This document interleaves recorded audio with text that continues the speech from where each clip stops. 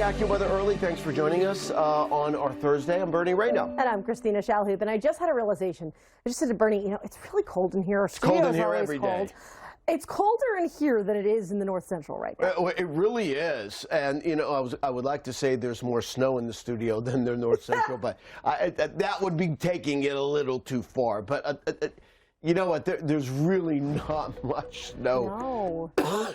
At all. Maybe as much snow. Well, there's some snow near the lakes, but it's just not a snowy pattern. By the way, we're going to get a little break in California coming up. We'll be talking with our California expert scene meteorologist, Ken Clark. We're going to go over the wet season, some eye-popping numbers, but some dry weather next couple of days. We'll be watching this upper level low off the California coast, combining with more energy coming into the northwest to provide some rain early next week. Now, the last storm in California is right here. The same one moving through the Midwest and the Northeast today. This thing is flying. It's got the jets on, and it is going to bring us more in the way of rain and a little winter weather, but it's not that cold. I mean, we were just saying how mild it is in the North Central. Rain, drizzle, and travel delays. Now, winter precipitation, I'd say it's a smidge. A little bit of ice central and northern New York State, and a little bit of snow across northern New England. That is it. Yeah, but cities like Pittsburgh here behind us, it's just rain. Just rain. Rain. I'll show you the flavor of the day, if you will.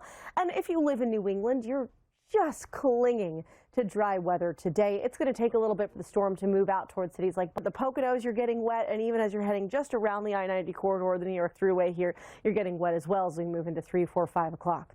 Into the Mid-Atlantic, some more of the same story. Those showers starting to push out toward D.C., soaking rainfall back to the Alleghenies, cities like Charleston, cities even as you're heading up and you're getting into the overnight and early morning in the higher elevations of the mountains. Yes, that does help keep us cold enough for snow, but also the time of the day with our diurnal cooling, that overnight cooling that we see as the sun is, well, out of nonsense. It's not that beautiful, dry, fluffy snow that makes it look like a snow globe and skiers and snowboarders get all excited because it's fresh powder. No, this is the stuff, the water content's so high, the temperatures are so high, you're just mushy. Yeah, it's not great. Coating to about 2 inches, pretty more widespread here, but we end up with an AccuWeather local storm max of 6 inches. I'd put that number back into the higher elevations of the mountains. So the Adirondacks, Green and White Mountains, and even into the Boundary Mountains of Maine. That's where I think you could see more in that 6-inch range.